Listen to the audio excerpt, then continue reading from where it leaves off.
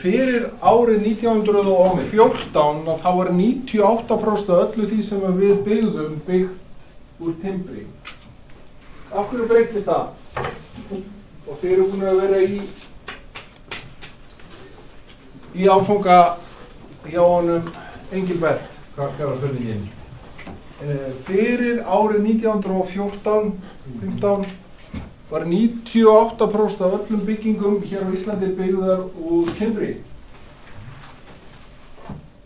Hvað breytti því að á einu ári breyttist það? Brunni.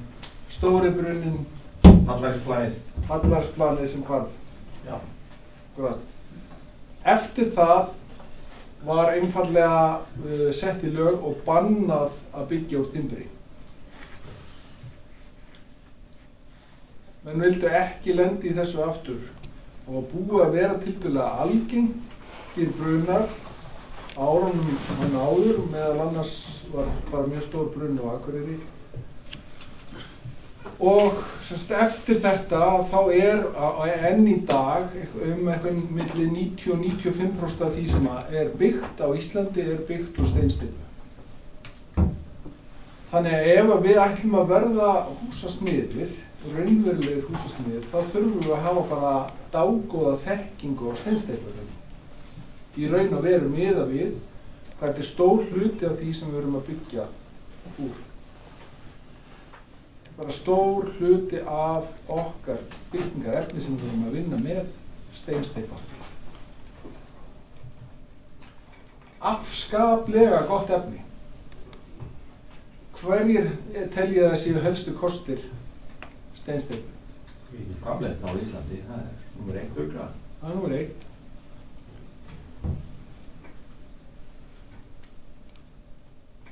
Ekkert sem ykkur dettur í huga sé kostur við steinsteypu. Endíka góð. Og byggt. Jú. Brennur ekki.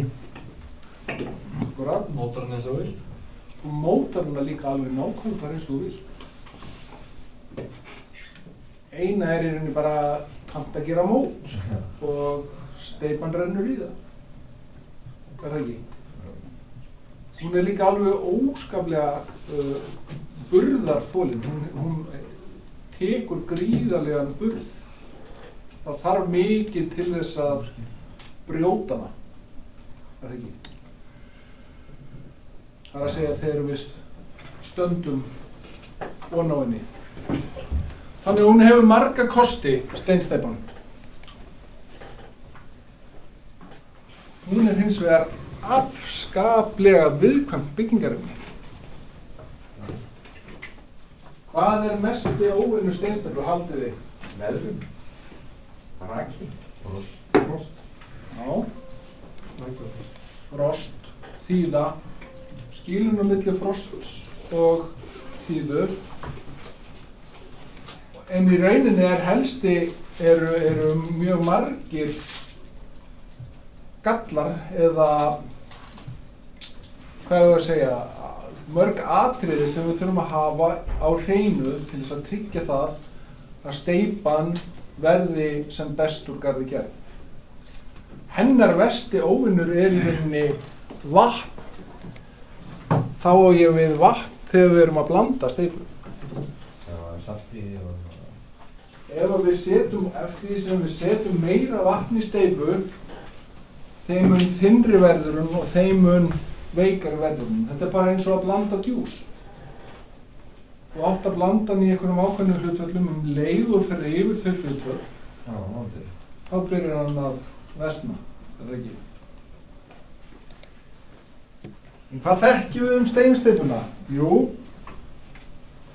það er þannig að Grikkir, það er vita til þess að Grikkir 400 árum fyrir Krist voru farnir að höndla eitthvað með að búa til steypu.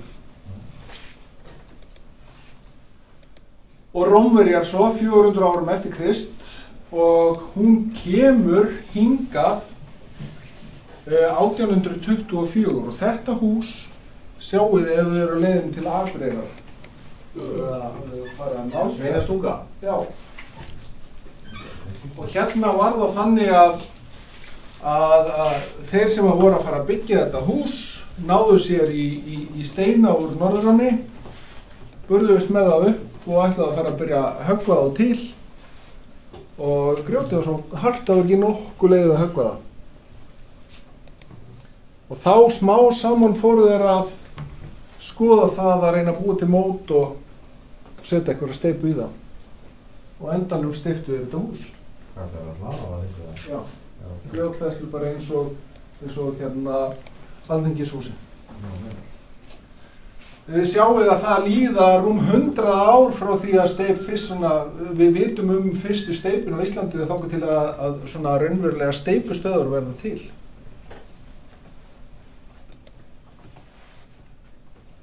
Steypustöðvar B.M. Valla var ennþá, steypustöðum hún fór í gegnum eitthvað hérna 2007, var það ekki?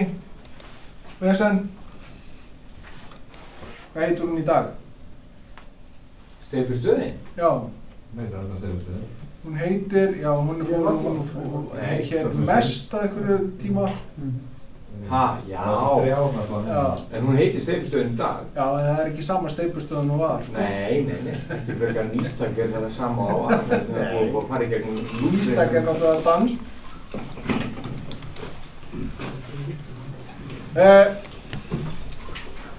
Vandmeðfarið efni. Hvað þýðir það? Þetta inn á... Já.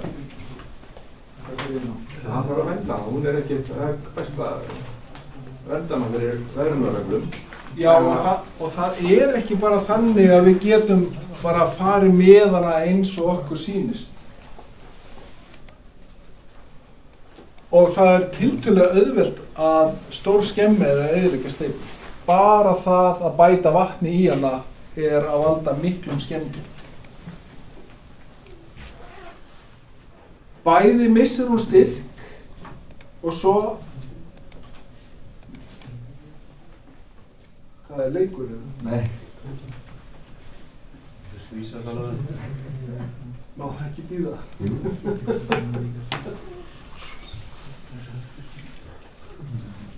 Svo er bara einfallega þetta sem er í megin hlutvöldum frost og þíða sem að skemmast verulega bara við það að vera með meira vatn en áætlað er.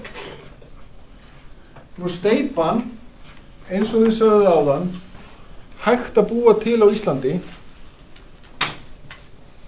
hún er í grunninn sement, vatn, sandur og möl, fylliefni. Síðan er bætt í hérna svona skal ég segja ykkur, í sementið, íblöndunarefni, kísilryk og malalíparít og kalk og mögulega litarefni. Og svo, þegar við erum að leggja hana, þá getum við mögulega þurft að setja í hana einhvers konar þjálniefni þess að auka flæðið á henni. Af því að hún er í rauninni þegar hún kemur út úr verksmiðjunni tiltölulega stíf. Við getum þurft að gefa henni meiri möguleika á því að sleppa svo hún renni á sinn stað. Þetta var nefnilega gert mjög lengi með vatni. Hún er alltaf stíf þegar hún kom úr bílnum. Bara meira vatn. Og svo er fólk búið að hanga utan á veggjónum eftir að búið að vera að steypa vegginn í sprunguveggjurum af því að veggurinn bara virkar ekki eins og hann á að virka. Núna bætum við aldrei vatn í steypu. Ef það þarf að gefa henni aukna þjálfni, þá látum við blanda þjálfnefnum eða flotefnum í hana. Sérst að tímabil sem þetta var. Ha? Já, sko, ég upplifði þetta mikið, sko. Og ég er mjög ungur.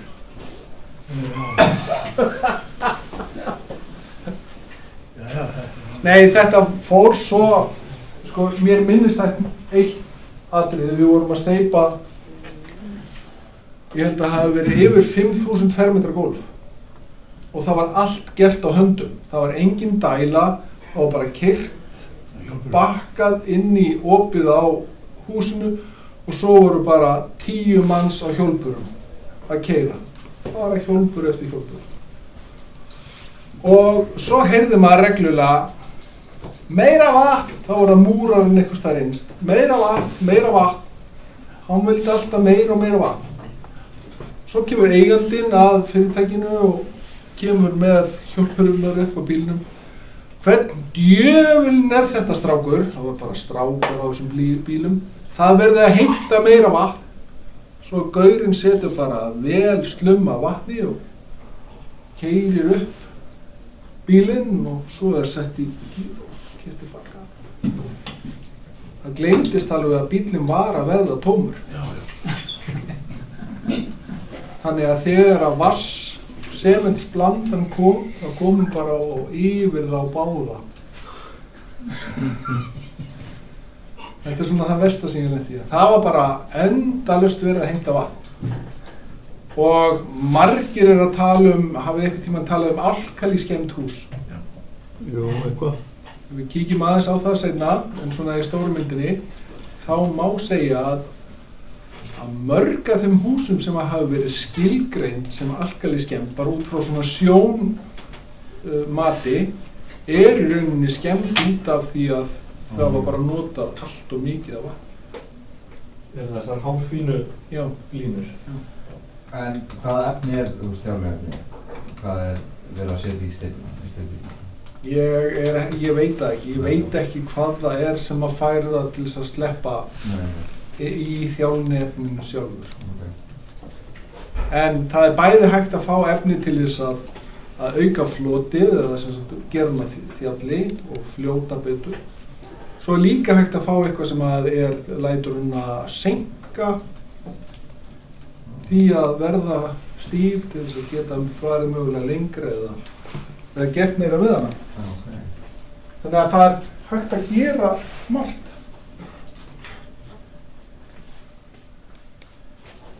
Nú, hér svona mynd þar sem að sést að meiri hlutin af efninu sem við erum að setja í rauninni bara fylliefni. Síðan kemur vatn, sement og vatn og svo einhver íblendi. Nú, við þurfum í rauninni kannski lítið að hafa ágjör af því að blöndun á steypu nema ef við erum bara að búa til steypublöndu sjálfur í hræru. En þetta allt í rauninni gert í steypustöðinni. Þá bara ákveðin blöndun sem á sér stað, grunnblöndun af efnunum, bílarnir fylltir og svo bílarnir að hreyfa efnið á leiðinni á staðinn og þá í rauninni búið að tryggja það að öll efnin hafi blandast rétt innbyrðis.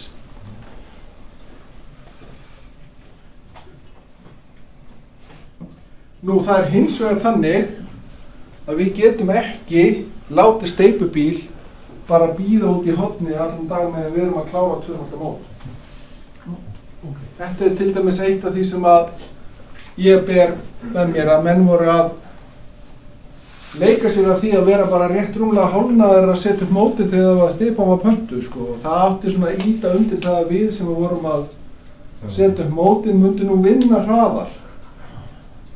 Svo var steypubíll, svo var hann kannski bara allt í einu bara mæltur og þá var ennþá bara veggir hálfkláraðir. Þá var bara látum bíða. Svo var þetta allt orðið meira og minna fast í bílnum þegar þetta var verið að reyna að tróða svona í mótið.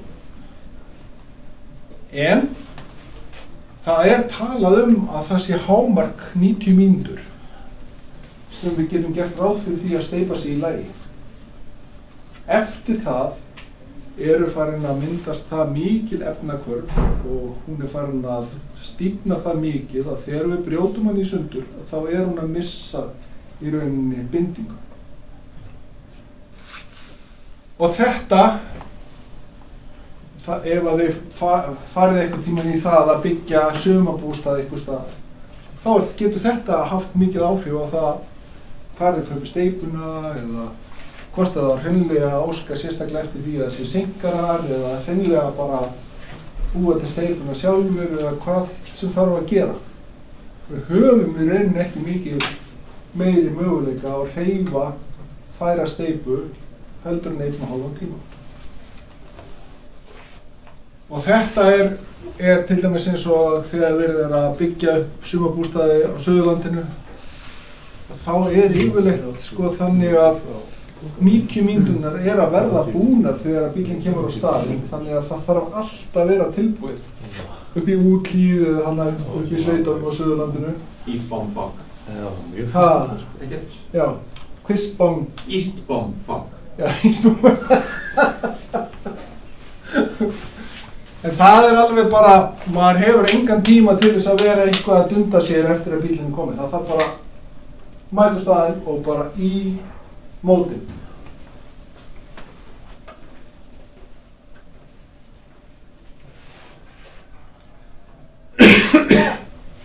Nú, þegar við erum komin með bílinn á staðinn og við erum innan þessa ramma 90 mínúna, þá er ýmislegt sem við þurfum að huga að, bara einfallega við það að leggja mótin í steipuna. Leggja steipuna í mótin mennur. Já. Leggja mótin í steipuna. Leggja mótin í steipuna. Þetta er bara slana og svo flóða á henni. Að hella steipunni í mótin. Leggja steipuna.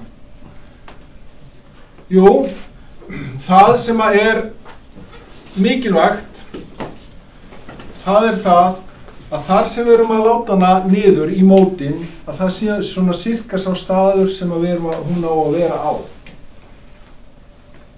Það hefur alveg sérst að það verið að dæla á einhvern stað og svo hefur verið að reyna skúpunni með alls konar hætti eitthvað annað en hún á að vera. Við erum ekkert að færa steipu í mótum, við verðum bara að færa okkur til þess að setja steipuna niður. Og það næsta sem við þurfum að spá í, það er að við leggjum steipuna í jöfnum lögum. Hvað þýðir það? Jú, við byrjum ekki bara hérna á 3 metra vegg og fyllum mótið og færum okkur svo að fyllum mótið. Við steipum í lögum. Við förum eftir sem að steipin er hærri, þeim fleiri fingi þurfum við að fara. Við erum að steipa svona 50 til 80 cm hvert skipti. Og þetta lag er svo farið og víbrað með víbrara.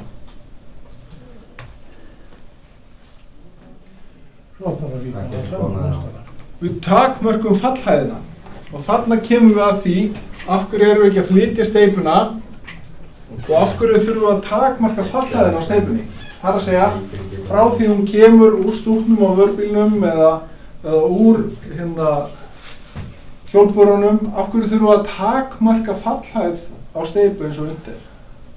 Hvað gerist ef við erum bara hérna upp í 5 metra hæð og hellum bara steipuna og hún á að dekta einhverja 5 metra? Kemur loft í hana eða hvað? Ekki. Og ekki þingstu veðst eða eitthvað? Jú, stærstu steinarnir, þingstu steinarnir, þeir fara fyrst er það ekki. Þannig að það sem gerist er að efni skilur sig. Og þá verður allt í hennu bara grófa dóti sem við erum búin að vera að blanda til þess að reyna að búa til pakka þessu sem mest saman. Þannig að það sé alltaf minni og minni grjót þannig að það verði eins mikil pökkun í sundu. Allt í hennu er bara allt grófa neðst og bara sementið fyrir ofan. Gerist það líka þegar með steipudælu?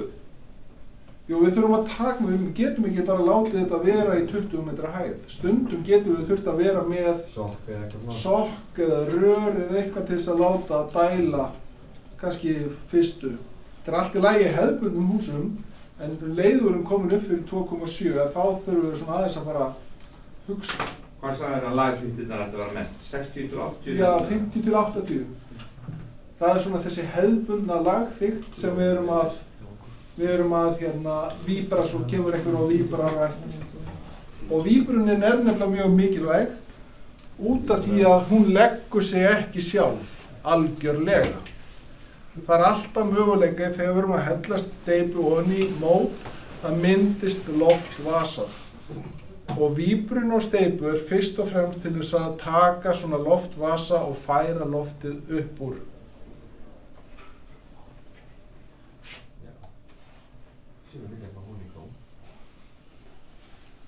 Varðandi víbrunina, þessi 50-70, nú ég búinn að fara eina ferð, einn hring, og nú ég að fara upp í næstu. Hvernig víbra ég?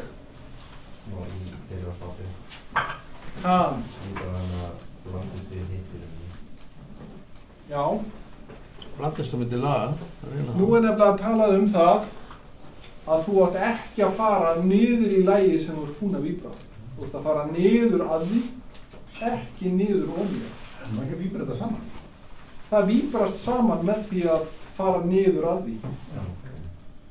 Ef þú ferð niður ofan í það, þá ertu farin að skilja efnin of mikið að. Þá ertu farin að margvíbra efnin og þá ertu farin að sökkva efstu efnunum neðar og það verður veikara lag þar sem var. Þannig að þegar við erum að fara upp í lag 2, þá erum við að reyna að passa okkur á því að vera ekki að fara ofan í hitt eins og við mögulega getum. Eða eins lítið eins og við mögulega getum. Ekki bara svona... Er þetta hérna það hjá múlum? Já. Nei, Ólafur, ekki svona. Nei. Og líkunin á því að við sprengjum óp, það aukast við það að fara ofan í. Þannig að það allt vont við það að vera að moka sér of langt ofan í stefnu sem við erum búinir að víta. Ef það er einhver annar sem segir einhver annað, þá lokið þið báðum eyrum. Þú veist, það skrúa fyrir báðum eyrum. Segir bara, ok, þetta er rétt aðferð. Það eru margir búin að öskra á mig að þetta sé tómvitleysa. Ég er búin að fara með þetta upp allan stigann svona á að gera þetta. Já, bara hratt með víbrunum upp. Já, og ekki láta hann staldra og lengi við þér niðri. Nei. Það því að munið þegar við fórum út síðast, við vorum að skoða mótin og vorum að átta okkur á því hvað í rauninni 1 breiður meter af 30 metra vegg, við erum komin með hátt 2 tonn neðst í álag niður. Og ef við stöndum bara og erum að lesa mokkan með víbrunina í gangi, þá springur allt í burtu. Það þolir ekkert svoleiðis álag. Nú, hvenær er víbrunin orðin nóg? Hvenær er nóg? Hvenær á ég að færa mig? Það er yfir þannig að þegar við setjum víbrana niður, að þá sjáum við bubl. Það bublar. Leið og loftbólurinn fara hægt að koma. Það er eitthvað prófunu sem við síðast tíma? Já, ég setti það á borðið hérna. Ok. Leið og það fyrir að myndast svona eins og það sé vatn og ná, þá eru alveg búin að víbra meira en nóg. Þá er bara, og þetta gerist bara, þetta er bara svona eins og klukka. Maður finnur tiltölulega fljótt taktinn og það er bara að halda taktinum og horfa, leið og hættur að koma og þá finnur þið taktinn. Og ef að það er lagt, ef það er verið að leggja lagið svona tiltölulega eins, þá er þetta bara eins og að dansa með góða tónlist. Að fara á eftir. Hljóðið breytist. Hvað gerist?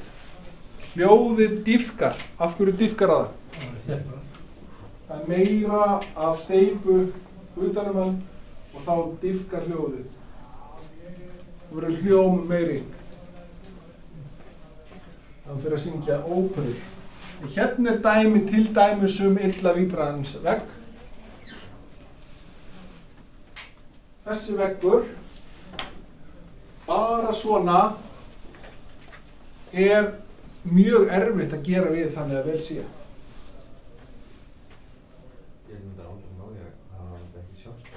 gera það, sko. Ekki bara það að það myndi vera erfitt að fá þetta til þess að ekki að sjást. Það er líka það að hér erum við komið með járnið. Við förum aðeins seinna svona í það hversu mikilvægt það í steypunni. En það er hluti af burðarvirkinu, járnið, það er orðið bert. Og þó við múrum yfir þetta, þá er múr alltaf múr. Hann er meiri líkur á því að hann hleypi raka inn að járninu. Járnið er opnara, það þolir minna, meiri hætta og miklu meiri líkur á því og þetta járn muni ryka í burtu á tiltölulega stuttum tíma. Og steyptur veggur á að hérna duga hvað lengi? Hvað getur steyptur veggur sem er vel steyptur með réttri steypu, hvað dugar hann lengi?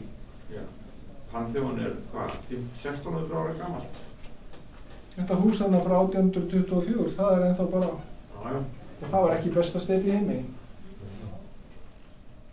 Við erum með efni sem á að duga í einhver 100 ár, ef að vel er að gætt.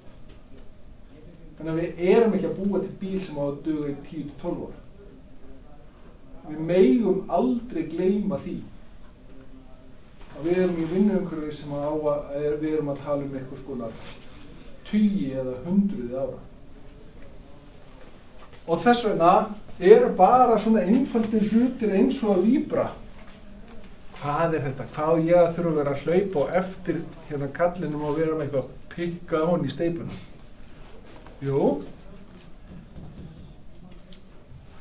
þetta hefur bara veruleg áhrif á getu byggingar hlutans til þess að halda lífið.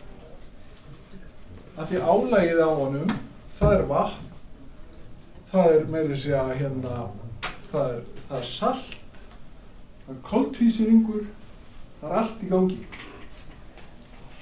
Og það að járnin sé á sjást að komist súrefni að járni, vatn, salt, súrefni, þetta er allt saman hluti sem er algjört no-no fyrir járnið ekki. Og við erum ekki með galvanisir að þetta er bara svart stál. Þannig að allt skiptir þetta hluti. Allt skiptir þessi hluti miklu máli. Og þið sjáu hvað er í rauninni auðvelt að skemma mjög mikið fyrir sér bara með því að vera ekki fókuseraður á að leggja steypuna rétt niður. Víbrana rétt, sjá til þess að hún sé lögð á réttan stað og í réttum lögum. Lagþykktirnar.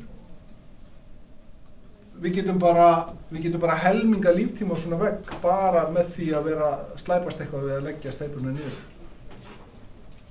Það er svo ótrúlegt eins og þetta er gott efni hvaðan er vand með höndluð. En er ekki betra að leggja þetta bara í 60 cm í staði fyrir svo og að gera þetta í haust, þá er eitthvað metið sem það kallir hann á steypubílum eða hræðurni. Það sagði, já, við höfum með bara metir. Já, það sjáum við það, sko. Það var bara eitthvað, sko. Já, eitthvað. Það gekk bara mjög vel, reyndar, það víbraði vel. En hvað er það sem gerist þegar að steypa, þegar að sement, vatn og steinefni koma saman? Efnahvarf. Hvarfast. Það verða efnahvörf. Við erum alltaf að tala um að bíða eftir að steypa þofnið, eða ekki? Já. Það er eins rangt eins og mögulegt er varðandi steypuna. Jú, auðvitað þarf hún að þofna, en þess að steypa nái styrk er hún að mynda efnahvörf. Við erum að bíða eftir því að efnahvörfin klárist. Og vatnið er í rauninni það sem að triggerar efnahvörfið. Þegar vatnið kemur í sementið, þá fyrst byrja efnahvörfin að eiga sér stað og við þurfum að hafa nógu mikið vatn til þess að efnahvörfin klárist, en helst sem minnst eftir það. Allt sem er umfram er þá í rauninni bara bleyta sem að er þá þynning á efninu. Þannig að við megum ekki gleyma því að hér eru efnahvörf að eiga sér stað en ekki það að við séum bara að bíða eftir því að þetta sé eitthvað lím sem að þornar.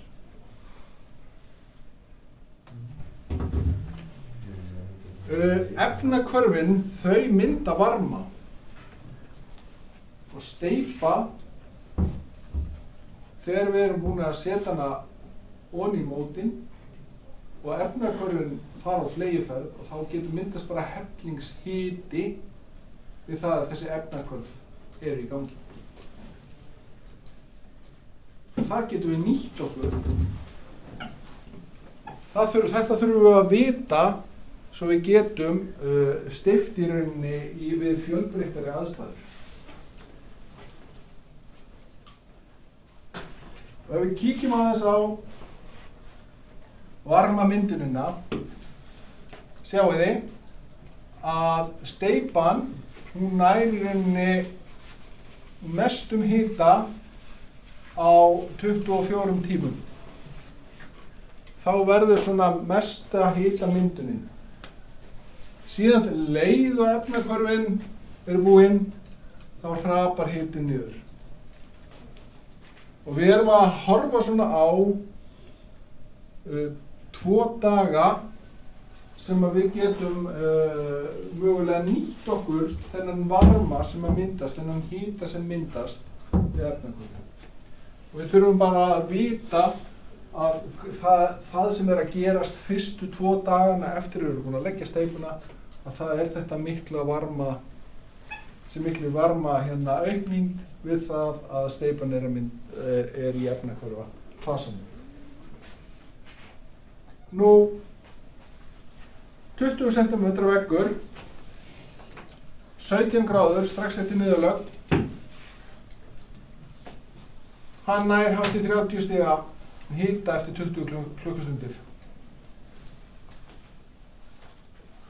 Þá er í rauninni mesta efnahvörfu búið og hann fer í það að kólna.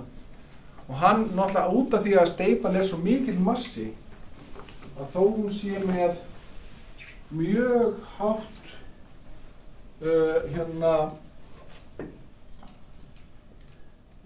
mjög háa varmaleiðni, hún skili í rauninni miklu út hratt og þá er massin svo mikill, það tekur hana alveg rúman sólarhring að ná niður hitanum og svo þegar mótin eru tekin að þá er hún ennþá fljótari að kólna.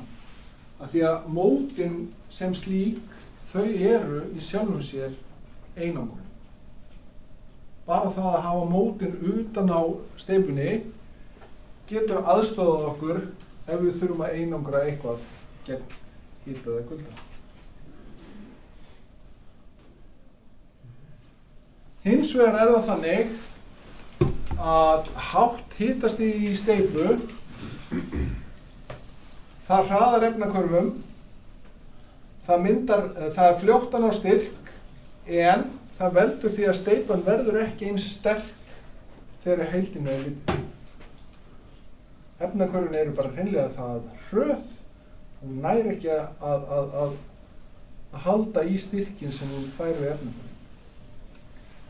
Á meðan við erum með lágt byrjunarhitastig að þá er hún lengur að ná styrk en hún heldur styrknum betur.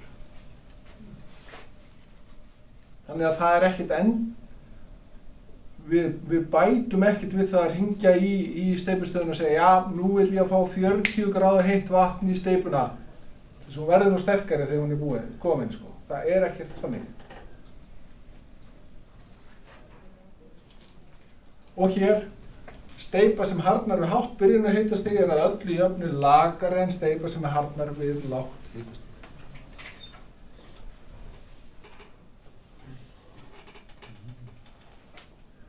Það næsta sem við þurfum að skoða, það er, nú erum við búin að hella steypunni onni í mótin, hún er búin að...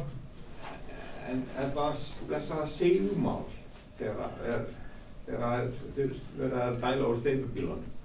Já. Þá er alltaf, það er partur af verðlagningunni á steypunni, hvað sigmálsflokk hún lendir í. Já. Þau eru ekkert, það bara sko að tala við steypustöðastrákana sko, það eins og að tala við kjarnorkulíffræðing eða eitthvað, kjarnorkufræðing þegar maður þetta byrjar sko. Já, af því að hluta til það líka orðið þannig að flotið setur allt sigmál í krísu. Af því að flot auðvitað til þess að minnka auka flæðið. Og mér langaði til þess að sýna ykkur inn eitt vídeó, ef ég finn það. Ég auðvitað til þess að rampa á það. Sigmál, ég ætla að sýna ykkur, ég sé það hérna, ég er með fyrst að þú spurði mig sigmál, þá hún Jenna, vinkona mín, hún ætlar að sýna okkur hvað sigmál í steypu Þetta er svona útúrdúrstrákar. Sigmál í steypu. Það er Jenna að tala íslensku? Nei, hún ætlar að tala sænsku.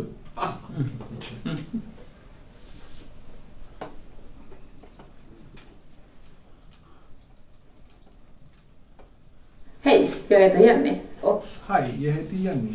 I den här filmen ska vi visa dig hur du tar ett sättmått på din betong. Den här provningsmetoden lämpar sig väldigt väl för betonger i sättmåttsklass S1 till S4.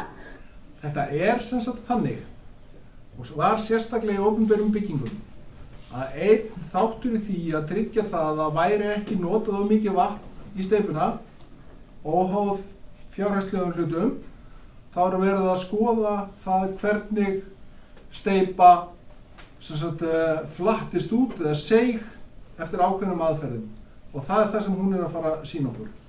Og það hefur heilmikið með hlutfallið á milli sements og vatns. Eftir því sem var meira sement, þeim náttúrulega dýrari verðun og minna vatn, þeim harðari verðun. Og svo var bara sett ákveðið form og opinberið aðalega sögðu að þessi steypa sem fer í þetta hús má ekki síga meir en eitthvað marga sentimetra. Annars hún bara ekki með nógu mikið, ekki rétt magna sementi og ekki rétt blönduð miðað við vatn. Og þetta var sem sagt aðferðin sem var notuð þegar var verið að taka móti steypinu beint í bílunum og stundum teknu prófana som kallas keilupróf. Och till för att testa att du har rätt konsistens på det du ska använda din betong till. För att ta ett sättmått behöver du följande utrustning. En horisontell platta, en sättkron som är 300 mm hög, 200 mm i basen, 100 mm i toppen. En påfyllnadstratt, en bearbetningsstång som är 600 mm lång och 16 mm i diameter. En skopa på 100 mm och en linjal, eller i detta fallet använder vi oss som en tumstock. Börja med att ta ut prov ur blandaren och dra om innan provningen. Sedan fortsätter du med att fukta sättkronan och plattan. Därefter placerar du sättkronan med den lilla öppningen uppåt centrerat på plattan. Därefter fyller du konen med betong i 3 lika höga lager. Mellan varje lager gör du betongen kompakt genom att stöta med stålstången 25 gånger ner i betongen. När du kompakterar lager 2 och 3 är det viktigt att du inte stöter stången ner i det underliggande lagret. När du fyller upp det sista lagret ska du fylla upp konen med råge innan du börjar stöta. Skulle det fattas material så kan du komplettera under kompakteringen. Stryk sedan av konen med bearbetningsstången så du får bort all överflödig betong. Och gör sedan rent plattan från eventuellt betongspill innan du lyfter konen.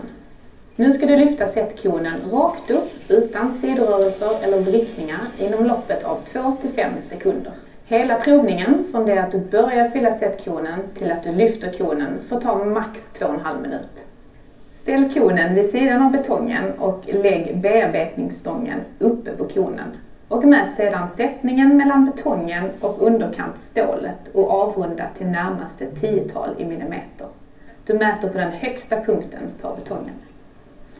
150 mm, så tar du alltså ett set mått på din betong. Keilupróf, þarna sem sagt búið að sýna fram á það að keiluprófið með 15 cm sig. Sigmálið þessari 150 mm. Og ef við skoðum hérna, verkfræði teiknisett, þá hér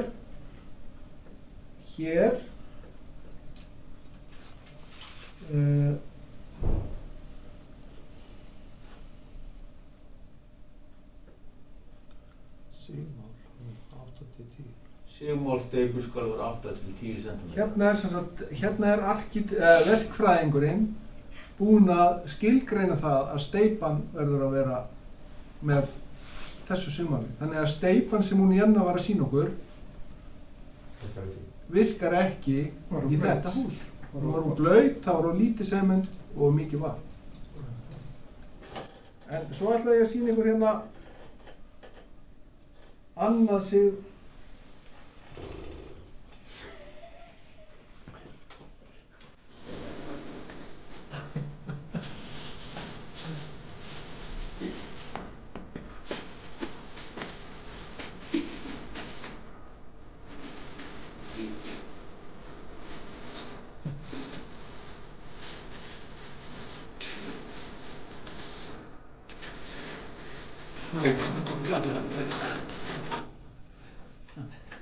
Þetta sem aðeins meira.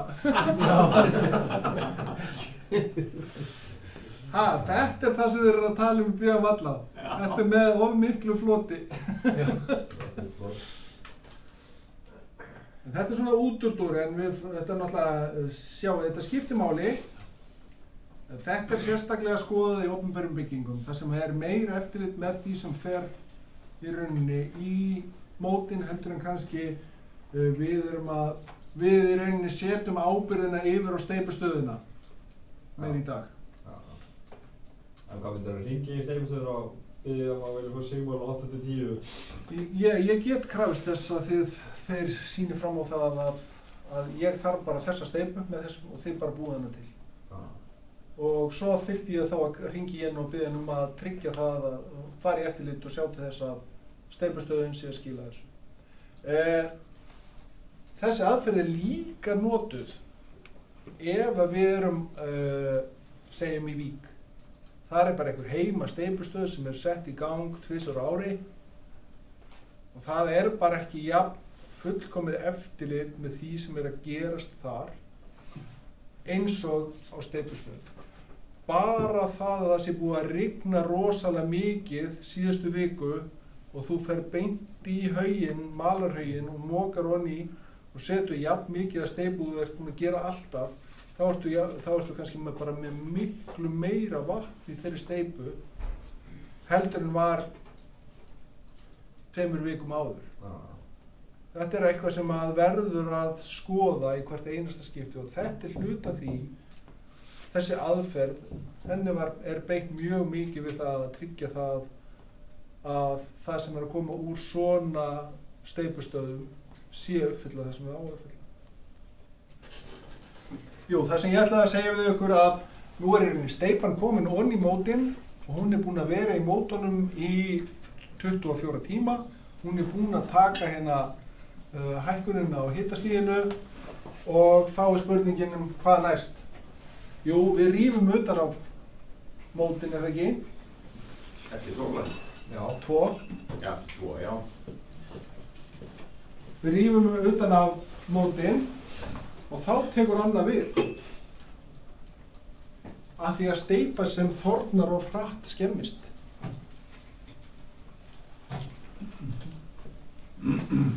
Það að taka utan af í mikilli sól getur gert það að verkum að við þurfum að huga sérstaklega að þeim vegg eða vegghluta. Jafnvel bara öðrum megin.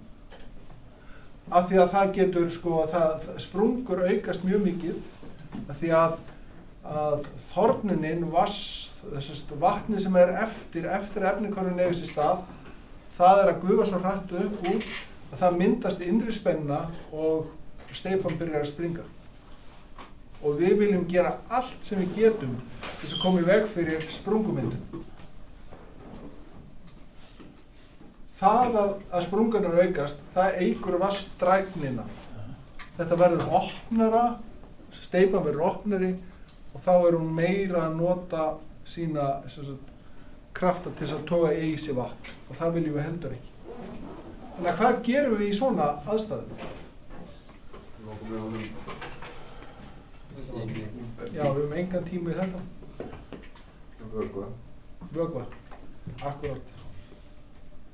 Það getur bara skipt sköpum með það að veggurinn verði góður, það að halda honum blautum. Og við þurfum kannski ekki endilega að standa svona, við getum kannski þurft að kaupa 2 dreifara og vökva þetta eins og við séum að vökva tún. Það verður segja að stilla það í dag það ekki til þess að vökva. Af því að steypa, ég sagði að henni líkaði illa við vatn á þann, en það þegar við erum að blanda hana. Steypu líður vel í vatni. Hún vill bara vera alveg haugblautis lengi eins og mögulegt er. Við verðum að tempra úthornunina þannig að hún jafnist. Það ekki bara svona. Og hér sjáum við próf sem var gert af svona steypukassa eða plötu sem var steypt upp í rannsóknarstöð byggingariðnaðarins. Það var búin til plata og hún var sett í vindgöng. Þar voru 6 metrar á sekundu. Það svona bara, það svona bara fallegur blær að sumri til. 30 gráðu raki. Eftir 4 klukkustundur kom sprunga í gegnum hann alla. Þetta sem sagt, þetta stikkir ónýtt í rauninni. Það leikur í gegnum þetta. Þannig að það ótrúlega fljótt að hafa áhrif. Þokkalegu vindur og þurrt út í loft. Bara eftir 4 klukkutíma. Maður varla búinn að borða þegar þetta allt farið að springa. Hádegismat. Þegar maður búinn að fagna því að vera búinn að steypa loksins. Þannig að muniði, það heilmikið sem við þurfum að huga að þegar við erum með steypu, ekki bara við það að fá hún á staðinn og setja hana ofan í mótin, heldur líka eftir fyrstu dagana eftir að hún sem sagt komin í mótin. Og það sem að hefur mest áhrif á það hvernig steypa þornar, það lofthitinn, hitinn á steypunni. Hvað hlutfallsraki andrúmsloft? Hvað ég að tala um þar?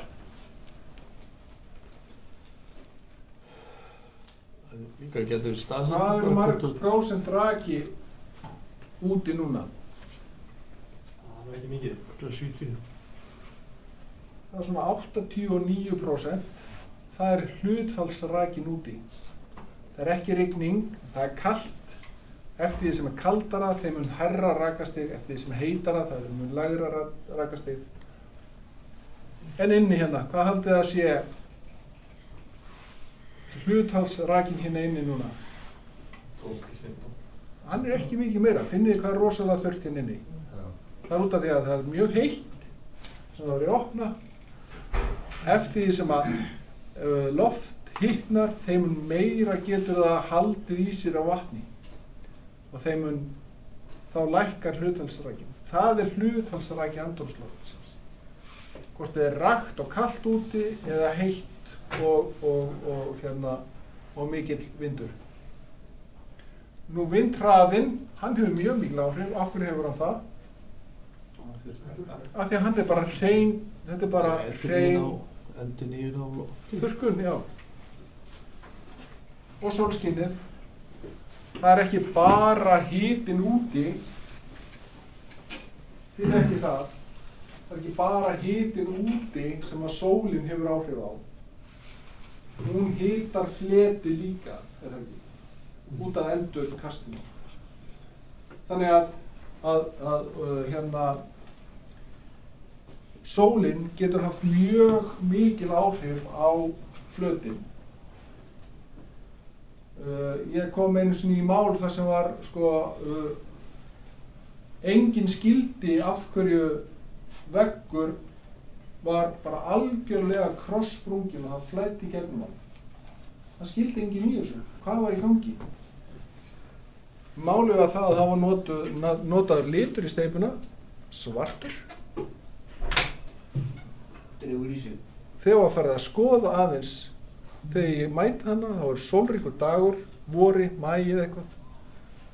Og hitinn, yfirborðshitinn á veggnum var í kringum 60 gráður.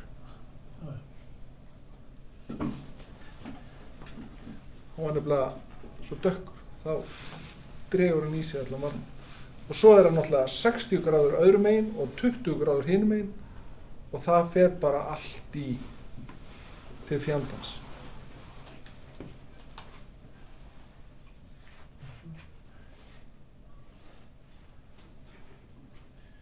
Nú, og svo er þetta massasteypa.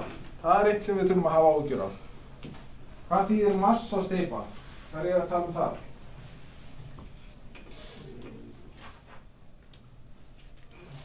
Í Hörpunni er massasteypa. Í Ráðhúsinu er massasteypa. Í Löngulínu í Garðabæ eru massasteypa. Af hverju er massasteypa í Hörpunni? Ég er bara út í sjó. Hvað þýðir massasteypa? Það er meir en 2 metrar hæðin á söklinum sem er utanum hann. Þykktin á efninu er rúmlega 2 metrar bara massi af steypu. Til hvers er það? Já, þetta er rétt hjá þér. Til hvers er það? Á ég að segja það? Já. Til þess að hann fljóti ekki upp bara. Einfallega til þess að sé ekki bara hægt að ýta henni út á haf. Halda á móti þrýstingnum af. Þetta er bara eins og að búa til skip. Þú bara setur hérna, þú steypir í botninu á skipi til þess að setja það á sinn stað í hérna hafinu. Er það ekstra þykk? Já, hún er 2 metrar á hæð. En það þykk? Nú, það kallast þykkt. Já, þykktin, já. Svo er hún bara stærðin á húsinu. Massan er mikið. Bara eins og þetta, bara skólinn sé bara fullur af steypu hérna, bara hingað. Það er massa. Já, og járn og binding og allt það sem þarf. Það sem gerist hins vegar við það að við erum með svona mikið magn af steypu og það fer fram efnahvörfin og hitinn. Þegar þetta er svona mikið magn, þá byggist upp svo mikið hiti að hann getur eyðilagt steypuna.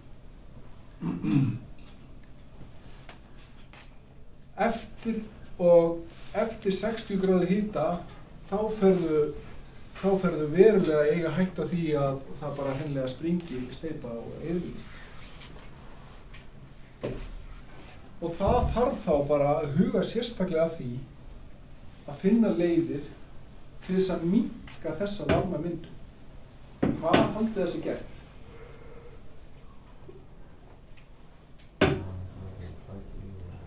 Það kemur eitthvað með blúsa. Hvað er hann að gera?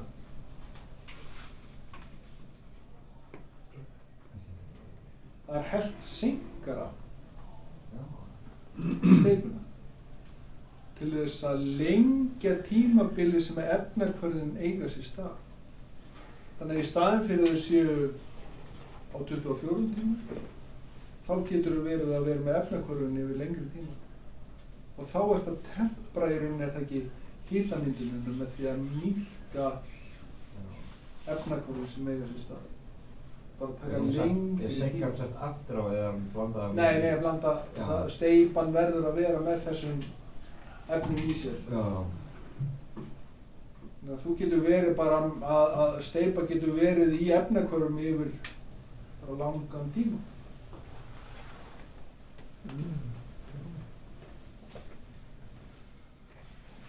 Þannig að það líka til. Ekki bara að hafa áhyggjur af steypan sé rétt sett í, heldur líka bara að hún hægi sér eins og við viljum hún hægi sér. En hvað svo mesta vandamál á Íslandi þegar við erum að steypa?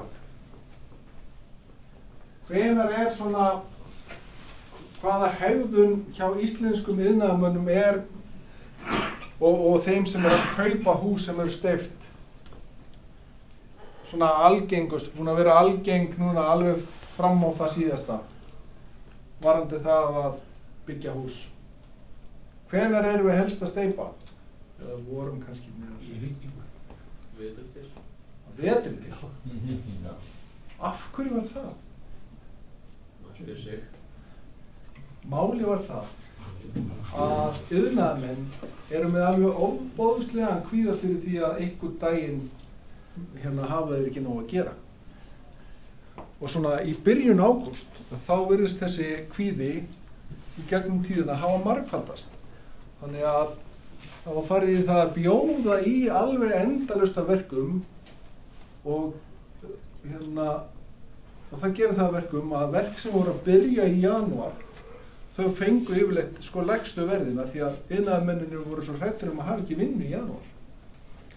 Allt í einu voru öll útboð farin að gerast í ágúst og september til þess að vinnan geti byrjað í upphafi árs því það voru lægstu verðin. Þannig að allt í einu voru við farin að vinna með einn viðkomasta hluta húsins í verstu mögulegum aðstæðum sem er hægt að hafa í að steypa.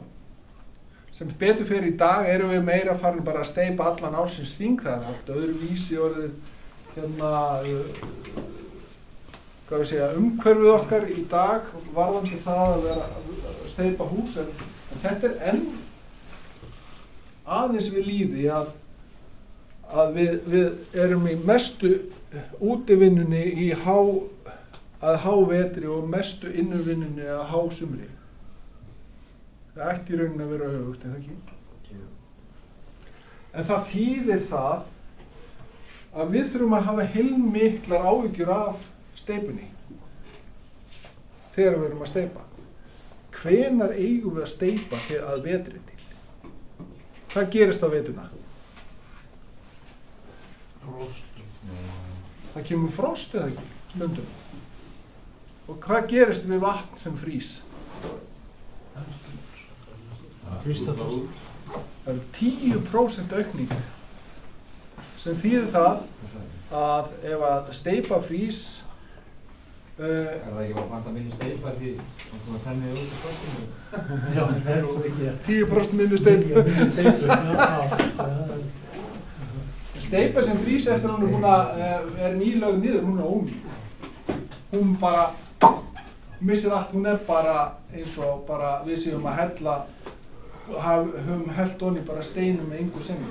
Þetta er bara, þetta plökkað út með hundunum.